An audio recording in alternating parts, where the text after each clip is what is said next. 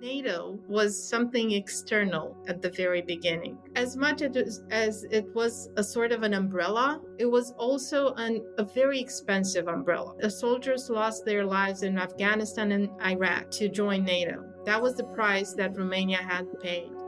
Annulling the elections was an extraordinary event, not only for Romania, but for Romania as a member of the European Union and as a member of NATO. I mean, it was not a case of annulled elections in just any country, but again, a country which is on the eastern flank of both EU and of NATO. So again, I cannot underline enough the dramatism of this event. Understand the geopolitics, and we want to sit at the table. Up until 2-3 years ago, the Black Sea was basically sort of run by the Russians. That stopped when the Ukrainian drones took them underwater, and right now the Black Sea has belongs sort of to everybody, as it should. We are increasing our naval presence in the Black Sea, but we could do more about it. Welcome back to The Ties That Bind, NATO Allies in Action. I'm Natalia Kopitnik, the Communications Director at the Foreign Policy Research Institute, and this season on The Ties That Bind, we are taking a deeper look at how individual member countries on the front line contribute and collaborate within the alliance. How are frontline states investing and planning in their defense? How are they thinking about their role and contributions in the alliance and on the world stage? And how have their historical experiences shaped how their governments and societies think about defense, countering disinformation, changing economic realities, and how they are preparing for a potential conflict with Russia? This week, we are looking further south along NATO's eastern flank at Romania. Now, Romania has long advocated for increased NATO and US presence in the Black Sea, recognizing its importance as a geopolitical node for both trade and security. Since the 2022 Russian invasion of Ukraine, the importance of the Black Sea and Romania's role has been reflected in an increased NATO presence and multiple defense and infrastructure investments. The country has been a critical actor in helping the Ukrainian war effort, serving as a logistics and military training hub and securing Ukrainian grain exports in the first years of the war. In this episode, we'll hear from 3 Romanian experts about Romania's vision for its role in NATO and Black Sea security and how it is investing in its defense and addressing strategic infrastructure challenges that have far-reaching significance for the alliance. And we'll also hear about what's happening on the domestic front, notably the long-term repercussions of the annulled presidential election of 2024. While public opinion shows high support for NATO, Romania and its neighbors continue to be targeted by long-term Russian influence campaigns, and we'll hear how those are affecting social attitudes towards NATO and Western institutions. Thanks for joining us. To set the scene about Romania's vision for Black Sea security and its role in NATO, I spoke with Antonia Calibasanu, Senior Geopolitical Analyst at Geopolitical Futures, an Associate Professor at the Romanian National University of Political Studies and Public Administration, and a Senior Fellow at FPRI. So I kind of wanted to set the scene here about the Black Sea region as a whole. So in recent years, it really seems like there's been a shift in both Washington, D.C. and Brussels and a refocus on the Black Sea region. Now, the obvious kind of reason why is, of course, Russia's invasion of Ukraine in 2022. But it seems that Romania was really pushing for stronger U.S. involvement, stronger NATO presence in the Black Sea region for quite some time that predates the 2022 invasion. So I guess, generally speaking, what, in your view, is Romania's kind of vision for Black Sea security, and what role does it really want to see NATO and or the US or both play in this region? Sure. Well, it is true that Romania has advocated for an increased NATO presence in the Black Sea. And that is because the Black Sea is different from the rest of the seas surrounding Europe, which means that it is a geopolitical node. It is where everything comes together and everything falls apart in the same time. What do I mean by that? In peacetime, that's a wonderful place for trade and investment. That's the place where Asia, where the Middle East, where Europe, the Balkans are all interested to go to for cooperation. When it comes to war and conflict, that is when we are very much separate. And you see the influences from the Middle East, from Eurasia, from the plateau of Eurasia, which is the Eurasian mass, and from Europe. And the Black Sea obviously only hosts 3 NATO member states. which makes it difficult for NATO, especially since the Black Sea is a closed sea. What do I mean by that? You don't have a body of international waters, and the sea itself is guarded by one NATO member, which is Turkey. Well, now Turkey is the powerful nation state when it comes to military power in NATO at the Black Sea, which means that it dominates the sea, and at the same time, it means that it will always balance its role between what it does in the Black Sea, what it does in the Middle East, what it does in the Mediterranean. So this is why Romania was advocating for more NATO presence and in truth was advocating for more US and Western allies presence in the Black Sea. And that's pretty much what Romania is doing right now. Also by trying to upgrade itself as a NATO member in terms of being a hub, logistically important for the Black Sea and for the future Ukrainian reconstruction, helping Ukraine in any kind of a way it can, considering the closeness, because we are bordering Russia directly on sea, but we are also bordering a very important conflict zone on the southern coast of Ukraine, which is the Danube, which is very close to Odessa, places that we know that are under attack almost daily right now by Russia.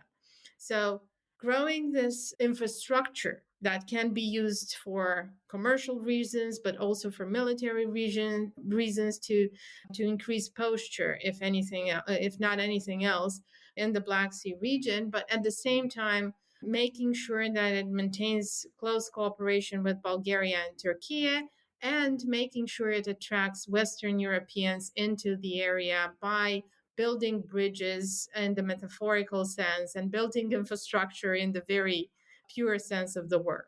So you mentioned a few things, and I think it's fair to say that for American audiences, the Black Sea can often feel like a very far off body of water. It comes up in the news occasionally. Probably, as you mentioned, Turkey's role on the Black Sea is much more well known because, as you said, Turkey essentially has the right to say who does get to go into the Black Sea, who does not go into the Black Sea because of the Montreux Convention. So if Turkey is the gatekeeper of the Black Sea, what would you call Romania's role? And in your view, what are the areas that Romania has been most critical, I guess, in supporting Ukraine on the Black Sea during this war? I would say that the most important element of help that we provided was making sure that Ukraine has a line to the world to send its grains in particular, but also other exports to the world, maintaining the food supply chains in the very first years of the war, and then basically allowing for a line of contact between Ukraine and the Mediterranean be established through our territorial waters and the Bulgarian territorial waters. The other thing that Romania has done is basically focusing on growing the importance of the Danube. And that is also an effort that was basically sustained by the European Union. And Romania understands the US message in this sense that Europeans need to have a bigger role in their own defense and security. And this is one thing that Romania was very much, focused on in actually going and lobbying for a EU Black Sea strategy, for the European Union to be involved in the Black Sea, while at the same time maintaining contact with the strategic partners, the US being the most important one, and basically allowing for the US to have more of a footprint in Gogolnicianu, which is a US base, helping Ukraine through that base, but also through other training sites that we have built and we have basically restructured to address the Ukrainian needs, the military needs. And at the same time, making sure that we are in close contact with the US when it comes to defending the line and defending the territorial waters, because it is there where we have a direct interest and a common interest with the US, maintaining the open and free seas, which is basically allowing for trade to flow from one point to another. And this is where Romania has looked at what exactly do we see when it comes to security threats for international shipping and for investment that pertains to economic zone and economic exclusive zones.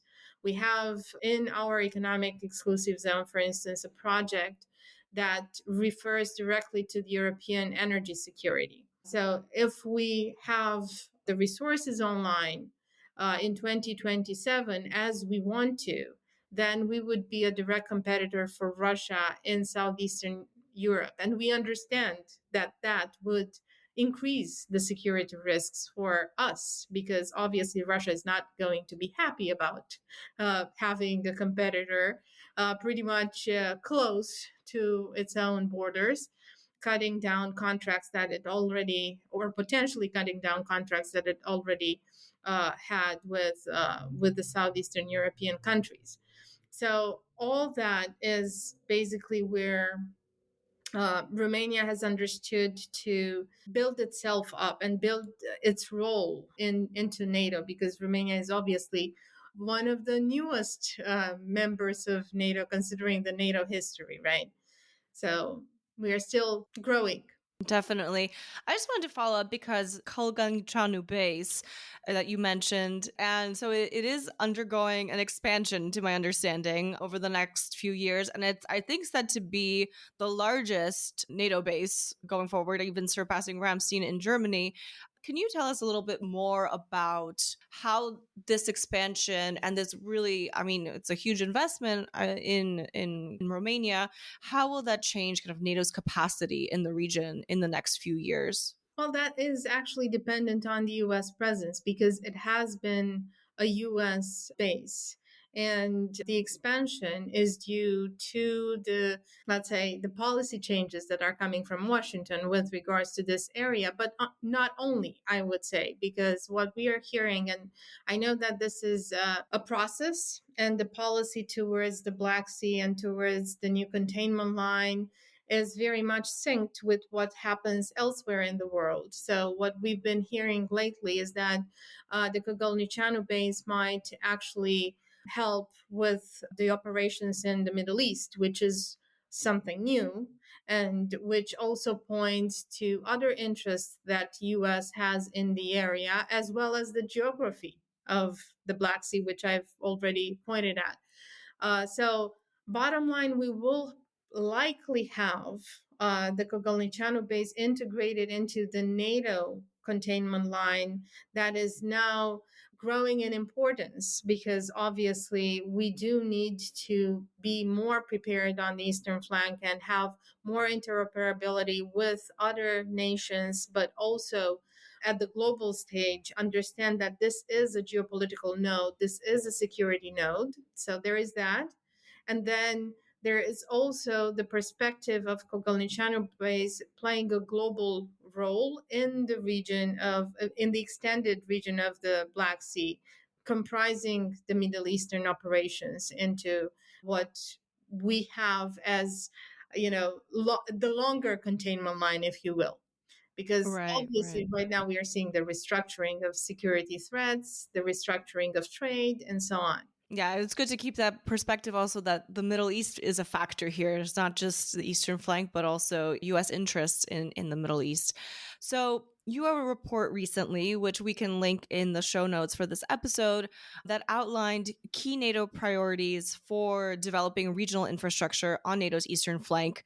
And as you stated in the report during the Hague summit this past summer, it marked a landmark shift in how NATO defines defense spending. And I think it's the first time that it was formally acknowledged that non-military budgets that work to bolster security, such as infrastructure, energy, cyber security projects, can and should count toward those established GDP targets, which are now the 5% GDP by 2035, I believe. So you outline all of these areas that for investment based on the vulnerabilities exposed during NATO exercises in the past few years.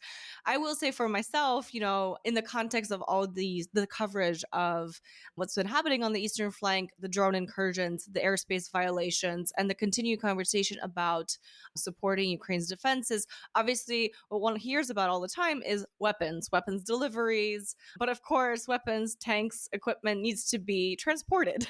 And reading this report about all of these kind of weaknesses, choke points. Frankly, it's something I hadn't really thought about. It made me a little bit uneasy reading about some of these.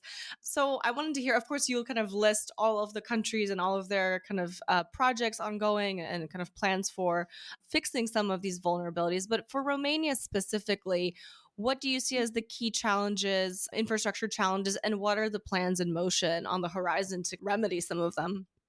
Well, I've already mentioned one. One priority is increasing the role of the Danube in all aspects, which also means growing its role as an infrastructure chain of sorts that could provide for military mobility, but could also be very useful for economic purposes. Now, obviously, infrastructure has a dual use. So there is that. The other challenge is crossing the mountains. I know this sounds odd for the American public, but yes, this has been a challenge in our region, particularly because Eastern Europe has not seen big developments in infrastructure, considering that they were USSR satellite states. And the transition from former USSR state to market economy and to a member of the EU has basically been difficult. You have priorities, and infrastructure was not always a priority. So crossing the mountains and building infrastructure that actually connects the nodes of importance. So you mentioned, for instance, Kogolnichanu. There are other places where we have training sites, where we have military equipment. And there is also Bucharest, which is the main capital, but there is also the main hub for everything that goes strategically and everything that connects the East with the West and North to South. So, in connection with the Danube and in connection to building up the corridor from the Baltic to the Black Sea and down to the Mediterranean Sea, I think making sure that Bucharest is connected, especially through the infrastructure that connects to the Mediterranean, to Greece, but also to the Black Sea, is highly important. So, building the bridges between Romania and Bulgaria is one thing that is of high priority, because that basically connects to important NATO countries at the Black Sea that need to be connected by default. So that's Right. going to be the third priority that I would list, like, for the next few years. Yeah, the question of the Danube, that really stood out to me in the report because, I mean, I think it's Romania and Bulgaria share this natural border, which is the Danube River. It's something like 600 plus kilometers long. And I did find it kind of shocking that there's only two bridges connecting this huge area, which does seem, like you point out, it's a critical route for potentially US and NATO convoys coming from Greece through Bulgaria. So, can you, I guess, go into a little bit more detail about why the Danube is such a critical point for potential NATO operations in the future? Well, I could even point for why we have this case where we have very few projects that are specifically related to the Danube role as only for economic reasons as a critical infrastructure. So we have something called the Danube Commission, which was established in the interwar period and after World War II, had Russia in as a member, because the USSR was basically a country that was a riparian state for the Danube, considering Moldova and considering Ukraine. So all that basically meant that all infrastructure projects of importance, of strategic importance, needed to go through the Danube Commission, which was a place where you would discuss how the environment, how everything else related to the Danube, and how the major establishment of the Danube as an infrastructure would basically go into the next projects. Guess who would say no to anything that would connect the countries that were former USSR allies or that would establish the Danube as a corridor for development, for economic development, and potentially for military mobility in the future, right? That country was Russia because it could do that. So right now we have the situation of really on the southern part of the Danube, which is particularly the place where we have a border with Bulgaria, but also the place where Serbia is involved as a member of the Danube infrastructure projects, because it is also a riparian state. That part of the Danube is not developed. So there is an economic involvement. There is an economic impetus. Serbia, for instance, wants to do more with the Danube since forever, but it didn't really go into infrastructure projects because of its own reasoning. And at the same time, we were not necessarily on board with Bulgaria because of our own developing problems. So it's a complexity at play that has to do with Russia's role in the Danube Commission, that has to do with our own political prioritization, if you will, and that has to do with the Russian influence in the Balkans and beyond. And that includes also the influence in Romania and Bulgaria, of course. So we've heard from Antonia how the intersection of history and economic realities continues to impact Romania's strategic defense objectives. To hear more about how Romanians are thinking about their own security in light of months of airspace violations on the eastern flank, I spoke with Eusebiu Slavitescu, a European defense analyst who has held various positions at the Romanian Ministry of Foreign Affairs. So obviously, everyone's attention these days is focused on the skies above Europe. It would be hard to start our conversation about NATO without addressing the recent airspace violations on NATO's eastern flank. A Russian drone also violated Romanian airspace earlier this month as well. Now, Poland did invoke Article 4. Romania did not, and it also, to my knowledge, chose not to shoot down that drone. Yeah. I guess, what can you tell us about the sentiment in Romania about all of these events? What has been the government's response? And perhaps, do you get a sense that Romanians are confident in their own military and NATO forces to defend against the Russian threat? Yeah, so as a reaction, if I would look at the public discourse in Romania, I think we've treated this with calm resilience. Also, it has been 3 years and something since the war started. So we are living in this new reality with a brutal, criminal, and illegal war at our borders. So, with time, you sort of become more resilient to this. Also, in terms of security and defense, when Romania chose to join and was accepted in 2004, well, that sort of put the Article 5 behind the country. And Romanians are very trustful of this military alliance, who is the most successful military alliance. Right now, it's very challenging, with everything that happens with the Russian aggression and a lot of the rhetoric coming of the White House, which sometimes hasn't been what the allies would expect. How we reacted on the drones, if you ask the people from Transylvania or the South, probably for them it's not as real. If you ask the people from my hometown, for example, I come from a very small village on the Black Sea, which is actually very close to the Mihail Kogalnicianu military base, where we have American presence, and where it's currently going under reconstructions, about 2 billion euros. It's going probably to be one of the biggest American bases in Europe after Ramstein. So if you ask those people from my village, for example, who can hear those Iranian drones or the F-16, following them, well, they might have an answer that is a lot more particular, respectively fear, because it is a war. And, we have the Delta Danube sort of separating the Ukrainian territory and the Romanian territory. And a lot of the times, a lot of our citizens, we can see the bombing from the other side of the shores. So we have videos of Romanians filming explosions, huge explosions, missiles falling, Iranian drones, and so on. So for those people, the war is real. So in Romania, we are really hopeful for this Article 5.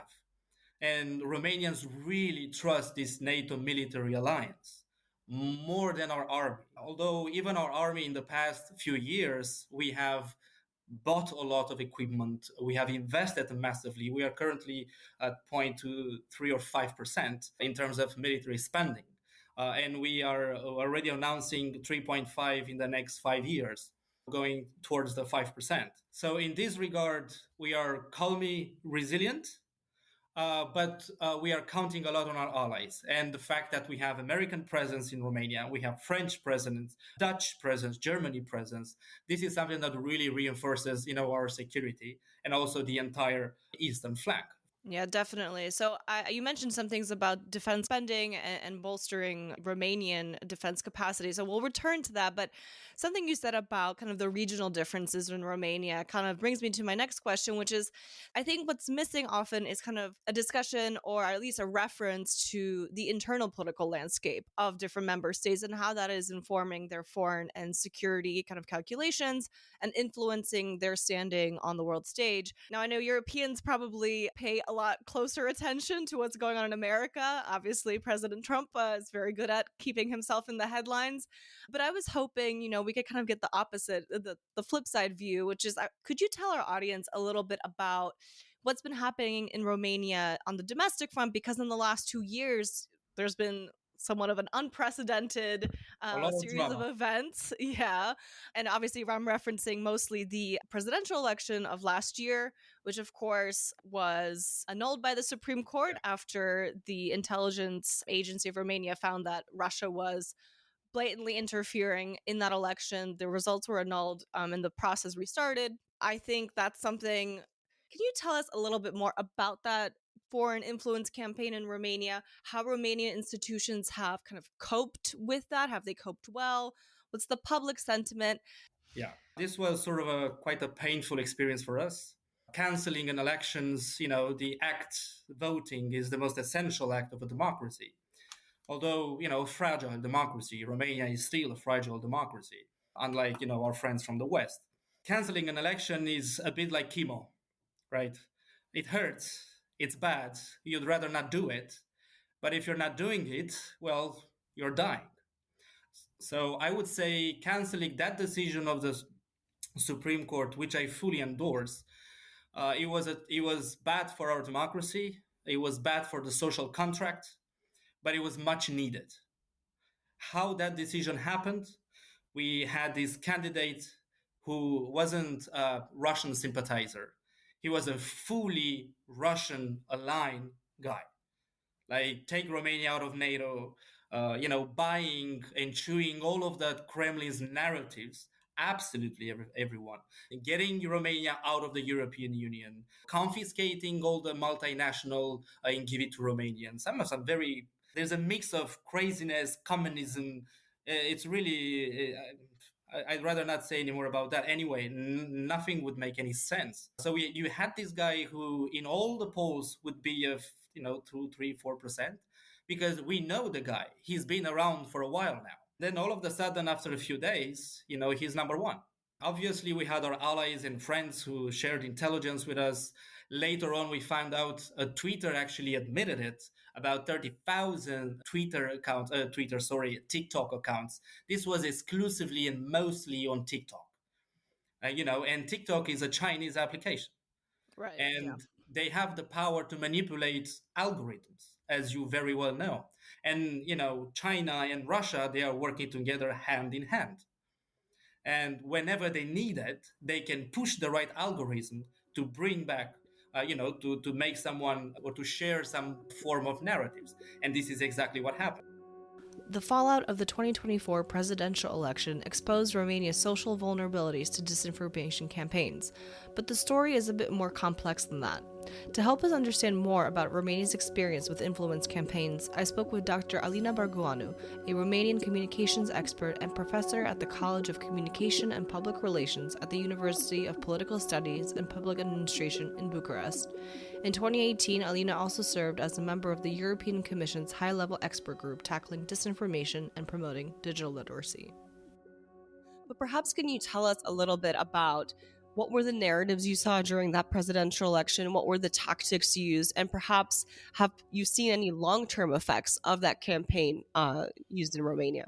I have expressed frequently the view that the Romanian annulled elections are a gold mine for studying, coordinating the external influence and interference, foreign information interference campaigns, and it is a gold mine that is still a way to be mined. Of course, there was a lot of media coverage last December and January, but I think that we and I mean by we, the community interested in these topics of political and information warfare, I think that we still haven't come up with a very clear, detailed picture of what has happened. What happened in Romania, in my understanding at least, was the culmination of a long term influence campaign. I think that this is a point that was somehow missing from the global conversations on the elections in Romania. We studied the specific political and election interference. There was a lot of discussion about it, but I think that what was mainly overlooked was that interference was, by the book, the culmination of a long-term influence campaign. And this long term influence campaign was low volume, it was not necessarily very spectacular. Sometimes it was below radar. I'm not trying to find excuses for institutions in charge with detecting this kind of operations, but I professionally truly believe that contemporary influence operations very frequently fly below radar. They are not necessarily public. Once they become public for everybody to see, it is probably too late to have an intervention. And by flying below radar, I mean on closed social media groups, for example, on WhatsApp phones. I mean, using a phone is a deeply personal thing. So, of course, we have no idea what is happening on people's phones until there is some sort of a media coverage. Oh, look what is happening. So, once this kind of contemporary campaigns become public, it is very very difficult to mitigate them. So again, my point was that in my understanding, we had to do with a low volume and long-term influence campaign that very often was below radar. And under the right social, political, and economic circumstances, it became very, very acute. So it was a chronic problem that became acute under the right circumstances. And I would say that this kind of political and information influence in Romania was structured around events, first of all, around the pandemic, around vaccination, around the invasion against Ukraine, around elections, around natural disasters or natural crises. I mean, big floods, for example. So this is one way to structure around which kind of events that kind of influence could be detected. Another thing, this kind of influence could be detected around topics, around energy, about Black Sea, about NATO military assets in Romania, about territorial and historical grievances, the call that Romania should reclaim its territorial losses to Ukraine, for example, and around major controversies. And this is where I will pick up your specific questions. Another way to identify this kind of influence campaigns is around narratives. And to my professional, I don't know, dismay, these narratives are pretty stable across the Western world, I would say. Sometimes contemporary influence operations are very sophisticated in nature, and they are. But in terms of narrative, these are pretty stable, and these are pretty global. Around for the countries in Central and Eastern Europe, I would say that these are very, very familiar. For example, the idea that Romania, just like any other country from the eastern flank, is a loser after becoming a EU member or a NATO member. I think that this is a pretty stable narrative. Another stable narrative is that becoming a member of the Western alliances in general is a threat to our cultural identity, to our religious identity. that the world is ruled by an evil elite that tries to erase us as a nation, as a culture, to erase our cultural and religious traditions. So again, I think this is a very stable narrative in Central and Eastern Europe, at least. Another narrative that definitely has to do with NATO, with our NATO membership. One narrative that has been stable since the war against Ukraine started in 2020 was that Romania is a sitting duck, what I call the sitting duck narrative.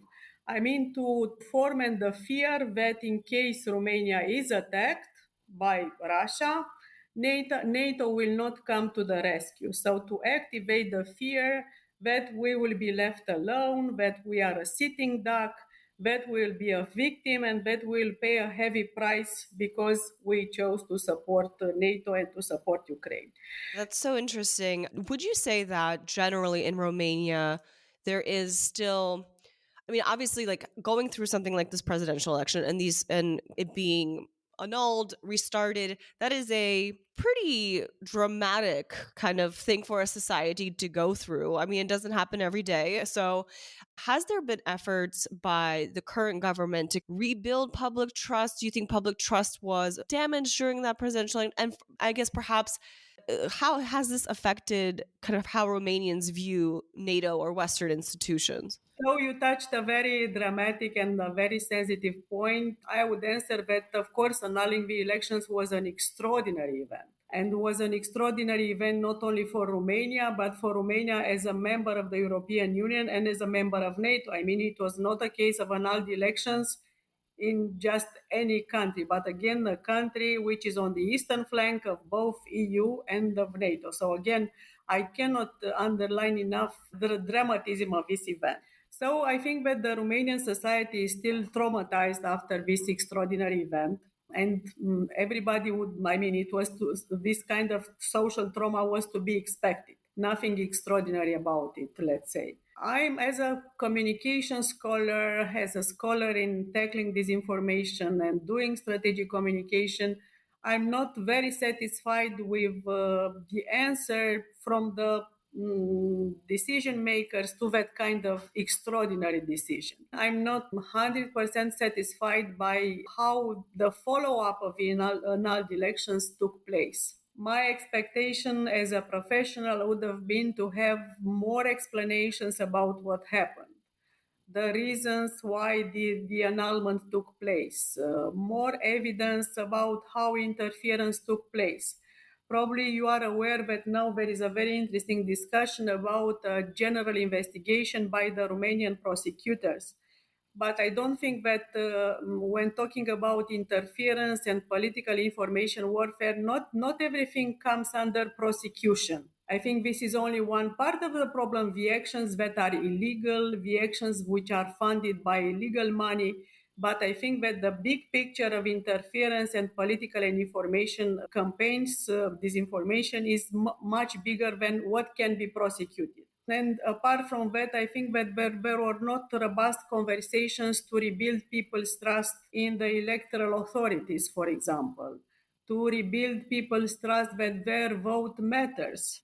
So again, as a communication scholar, probably I would have expected much more vigorous campaigns to rebuild trust in electoral bodies, in democracy, in democratic processes, and also not to reduce the analysis of interference to the legal side.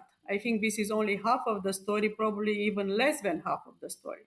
Thinking about these kinds of campaigns, these disinformation campaigns, obviously Russia aims to exploit kind of pre-existing fissures in society with the long-term goal of undermining, in this case, we're talking about NATO, so alliance unity. In Romania specifically, who do you see as the most vulnerable to these kinds of narratives? Is it a generational kind of divide? Is it a rural versus urban divide? Yeah, first of all, I will pick what you said about Russian Federation playing with our own internal vulnerabilities. The very apt metaphor is it is like a bad doctor. I mean, really, being masterful at identifying the weaknesses, the illnesses, but providing the wrong remedy. So I Right. think, and I'm not trying to offend anyone, but the point is that internal vulnerabilities, internal controversies are the best raw material with which to do influence campaigns. So influence campaigns do not come up from above. There are not some leaflets which are spread all over our society, but again, it is the weaponization of our internal vulnerabilities. Coming back to your question about Romania, my understanding, which is backed by various research projects that I coordinated, is that probably different from other countries. In Romania, the information and political warfare is a little bit mainstream. I mean, what I mean by this? The susceptibility to this kind of influence campaign is not necessarily predicted by age or by the level of school attainment. I think that these are some public myths, that these are myths that are propagated in the public sphere. Oh, the less educated are more vulnerable to disinformation, or oh, the younger generation are digital natives and they can withstand propaganda. I think that these are myths. And if we talk about interventions, mitigations, we cannot start with myths. According to my research, the propensity or susceptibility to this kind of information and political warfare is predicted more by the time spent on social media, for example. I mean, the more you consume, the more vulnerable you are. Another predictor is a certain mood of being left behind, being betrayed by the system, not being respected. So, very strong emotions, again, disrespect, humiliation, left behind, and not necessarily age. And the one thing which I think is something which is more specific to Romania. I think that the Romanian diaspora communities have been weaponized because they experience all these kinds of feelings of being humiliated by the authorities in the countries where they live. I'm not saying that they are, but I'm saying that the fact that they feel that they are left behind, that there are fewer opportunities for them, that they cannot adapt to a new cultural and religious environment, for example. So I think that this weaponization of diaspora communities is a thing that differentiates the Romanian case a little bit compared to other countries. And also how the weaponization of these diaspora communities was possible. So again, these feelings, this this mood that they are humiliated, treated with respect, and the second, that their only connection to the mother country, to Romania, is via the social media. So there are two Yeah. factors explaining why the Romanian diaspora communities have been a little bit more vulnerable to this kind of influence operations. Other than that, again, age is not necessarily a factor. The level of educational attainment is not necessarily a factor. And again, my larger point is that when trying to mitigate the effects of political and information warfare, you should be very evidence based. You cannot be successful if you entertain myths. Oh, I have an impression that the younger generation are more resilient. I mean, based on what? And the last point here, I think that political information warfare seeks to create polarization or to amplify polarization in the society. And if we entertain this idea, or the youth versus the old, the urban versus the rural, we become part of the problem. So the interventions, the mitigation responses should target the entire society or should be systemic, in order to use another term. As we've heard from our guests, cultural and historic sensitivities continue to provide fuel for disinformation narratives. Since this project was started as a reflective exercise on NATO's 75th anniversary last year, I wanted to ask my guests to think back to Romania's NATO accession in 2004. So Romania joined NATO in 2004. At the time, kind of leading up to that, can you tell us about that moment in time, and perhaps was there excitement? Was there kind of trepidation? Because I think from the American perspective, we often forget that these processes, when Eastern European and Central European countries join NATO and join the EU, it wasn't just, oh, now we're part of a club. It was a painful time of transition. And I think Americans don't really grasp how big of seismic shift in societies this was after the experience, of course, of decades of the Cold War. So what was that moment in time like in 2004, and what did it mean then, and perhaps how has it changed now? I remember the true enthusiasm. I mean, really, I think that becoming a NATO member and later become a European Union member was received by the Romanian public opinion with true excitement. And interestingly, the two things were collapsed at the level of public opinion. The Romanians were talking about Euro-Atlantic integration. Mm-hmm. So for the Romanians, it is very important. This is an anchor of stability, including for public opinion, the resilience of the transatlantic relationship. And I think that this is very, very important today. So again, I don't think that the public opinion discriminates, and I'm saying it as a positive, or in a neutral way, between NATO and EU necessarily. But again, at the level of general public opinion, we were very, very happy to become part of the transatlantic world. What has happened? What is the situation right now? The level of public support both for NATO and for the European Union is quite high. 80%, 75%. So when you measure the public opinion in a very traditional way, the level of support is very, very big, is impressive. What I notice is that the public opinion is a little bit confused because, for example, in the public opinion polls, people, when they are asked, do you want to be still part of NATO? 80% of Romanians say yes, definitely yes. When you ask the question, do you think that Romania has been robbed by its resources by the West? 70% of the people ask yes. So I think that what is new at the level of public opinion, and I still haven't figured out what people are trying to say with this, that they want to become part of NATO, but they are dissatisfied that they are treated as second-class members, or that we were a loser of this process. So people are starting to hold very contradictory opinions. And I think that us researchers, so including me, haven't figured out yet what people are trying to say with this kind of contradictory public opinion.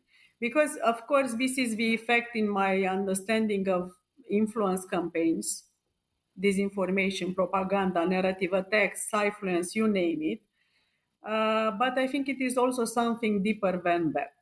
So I wouldn't place this only on propaganda, disinformation. I think that this will provide only half of the story.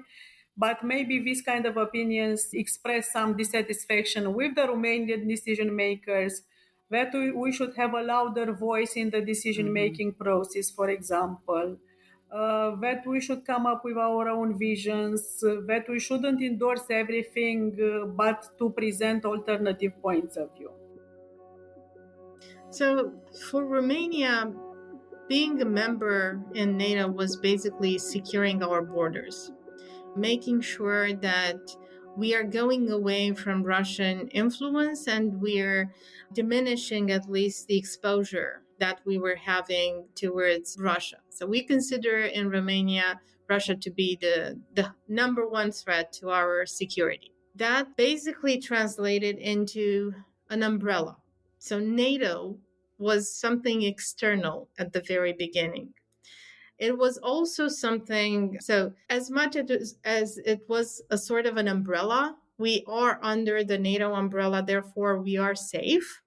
It was also a very expensive umbrella. Soldiers lost their lives in Afghanistan and Iraq to join NATO. That was the price that Romania had paid. And we are very, very grateful for everyone who has joined the fight, not only because that was a fight, to sustain the war against terror and all of that, but also because that was a way for us to actually be respected in the NATO family. And as we went into NATO, that was the first important pillar for Romania being in NATO.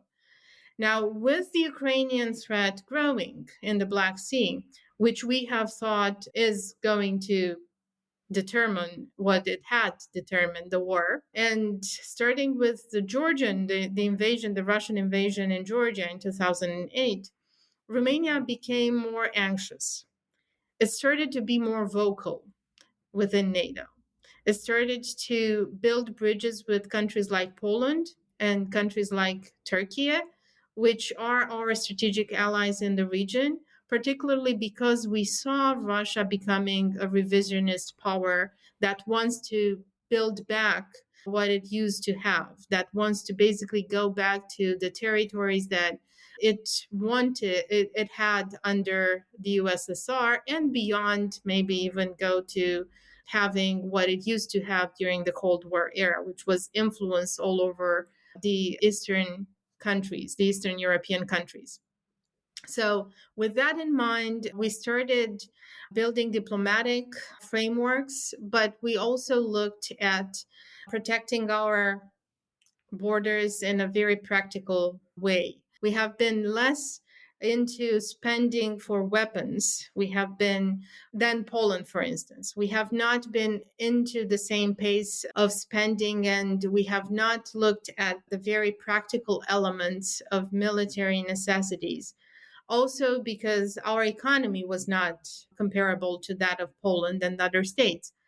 But we have placed orders, we have worked with the US, we have trained our soldiers with the US so that we have capabilities ready to go when needed. And I think now the Hague Summit is very, very good for us because not only we realized that we need to do more for our infrastructure, but we have the means to dedicate more to defense spending. And at the same time, it is a plus for us as a frontier country on the eastern flank that the Western Europeans realize this threat as well. Because that was one problem that we always had within the European Union, and not only us, but all the countries in Eastern Europe, considering the Western Europeans did not necessarily see Russia as a threat and build bridges with Russia, which was pretty much not in sync with our interest at the time. So 2004 for us, after the tragic communist regime, because it was tragic and criminal. I will repeat this because a lot of the people still are very confused about this. Yeah, I think it's important to reemphasize. Yes. So it was, for us, 2004 was a never alone moment. After the fall of the criminal communist regime, the transition was really harsh for us. As you mentioned, the revolution, the killings, then we had some other events that were quite unfortunate. That took Romania into a very bad spot where the Soviet Union wasn't there anymore. We couldn't sell anything, on the previous market that was created within the Soviet Union. We weren't in the European Union. We were sort of, in between nothing. The prospects were really bad. Romania was going through a really bad time. So this is the moment when the entire political class in Romania, they gathered at a place called Snagov, and they all decided that the vision and the dream for Romania is full integration within the Euro-Atlantic community. And that started with NATO. With the Bill Clinton, that was the first one to push for us, with also Tony Blair, those famous visits in Bucharest. So that was something that was sort of a consensus in the society that, we tried the East experience. It was horrible. Now let's go back to actually we belong, to our Latin roots and religions and all of that. So it was one of probably the proudest moment for our political class at that moment, that everybody agreed, even Ion Iliescu, the former Romanian president right after the communists, who was a communist. He died a communist. But even he saw it that there's no other way. So everybody agreed on that. And 2004 moment was a big deal for Romanians. It was not just about security, and security plays first. Prior to joining NATO, you need to go through some reforms within the military, chain of command and stuff. So that first really helped Romania itself, but it was so much more than security. This was, in Romania during the communism, if you would speak with absolutely any elderly in the country, there was this saying, we are waiting for the Americans. The Americans will come and they will save us. So Right. for us, after the revolution happened, these 2004 moments sort of brought back all those feelings, and they were pretty much shared across the board within the Romanian society. Finally, the Americans came. So this was not just about security, but coming back to the family where we belong, to the family where we want to share those values, where we want to have those, share human rights, human decency, freedoms of expression, all those that you have in the Constitution, so well put. So it was a dream for Romania. It was this vision, and we all fought for it, just same way as we did with the European Union. It's in the same format as Moldovans do right now, and Right. they did. And there's a lot of reporting with people, with older people, and everybody saying, we want with Europe. We want with Europe because Europe, it's prosperity. It's not perfect. European Union is far from perfect. Sometimes regulates all the things that it shouldn't. Sometimes does a lot of mistakes. But overall, the European Union was about peace. We all too often we forget that. But the European Union is the biggest peace project in the history of the humankind. Before the European Union, every year you would have war between countries, everybody with everybody, even long before the First or the Second World War. The Yeah, 100 Years exactly. War, so many. So this was about peace, and peace we have brought. So again, the NATO moment was the moment when we said, we're back. We're back where we belong, in this family of values. And the same happened with the European Union. This was probably, for me, again, I was a kid back then. I was, born in 91. But there was an exaltation in the society back then. It was a hope. And in those dark times, hope really means a lot. And NATO was a first step towards, that going back to that family where we actually belong now, we are full members. And we always belong to that family, to be honest.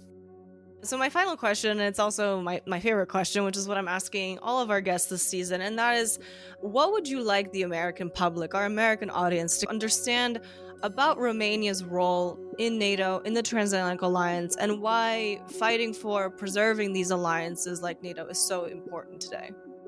I would first start by saying thank you to the Americans for saving Europe twice. We don't have better friends than the Americans. And to be very honest with you, I don't think the Americans have better friends than Europeans. What the Americans decide is their interest. It's up to them to decide. We can only respect that. It's absolutely normal that the US wants to shift focus from Europe to Asia to China. We fully understand that. We just ask you to don't leave us behind. We war with you in Iraq. We war with you in Afghanistan, and there were many sacrifices done. We never asked for money back, Right. after, because that alliance was based on values. And what the Americans were protecting and trying to protect in Iraq, in Afghanistan, regardless of the reasons, and we share those values and we have them here at home and we want to keep them. I think that Romania is one of the most pro-American countries, and which is, I think, this is widely known. And I would add that this kind of pro-American feelings transcend different administrations. The second point is that I will try to make is that Romania has a very interesting geographical position. Of course, I was in the United States, and for me, Romania looked like a very far away country while I lived in the United States. So, of course, it is very hard to sell the argument that what happens in Romania happens to an American audience. But again, I think that the geographical position is interesting. I cannot underscore enough the importance of the Black Sea, which is important because, again, here there is Turkey, there is Ukraine, there is Bulgaria, there is the Russian Federation, there is Georgia. So it is not an isolated sea, but it is a sea which really is an entryway to the Western Europe in general. And the third point, I think that again, the argument of geographical proximity doesn't matter so much. I think that one of the errors of the current strategic communication at very, very high level is to somehow validate the argument of geographical proximity. Because Ukraine is far away, maybe we should be more careful with our attention. We are living in a truly globalized world. I mean, globalization, whether we like it or not, whether we are winners or losers of globalization, I'm using a term winners and losers. Globalization is a thing, it is a very real thing. So, again, the argument of geographical proximity it's only partial. I was trying to explain this to an expert from South Africa because he was saying, why should I care about what is happening in Ukraine? And I said that probably it should matter as a matter of principle. I'm not trying to become moralistic right now. But the topic of territorial integrity is a matter of principle which is valid for any country, irrespective of its position on the globe. Well, I would say that you cannot build a secure environment at home if you don't have good allies. And good allies are those that you share values with and you realistically are able to go to fight a war with. And Romania has proved that it could go to war together with the United States even before it was a member of NATO.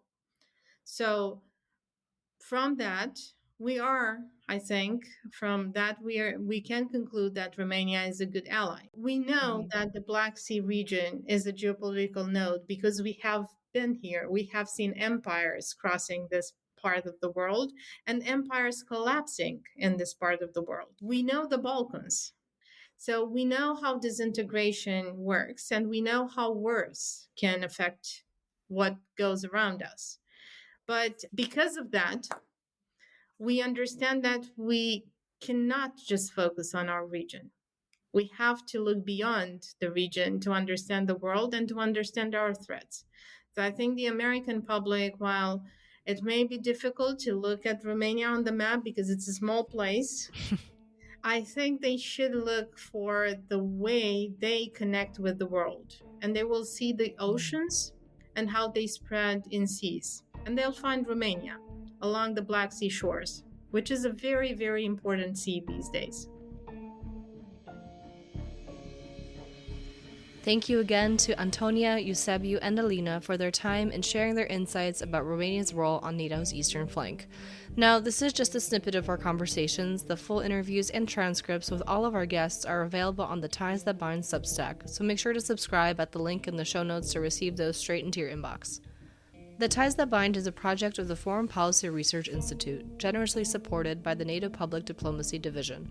For more information about this and other initiatives, please visit us at fpr.org.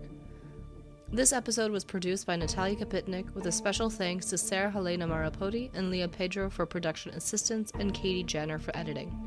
Join us next time for a deep dive on Latvia. Until then.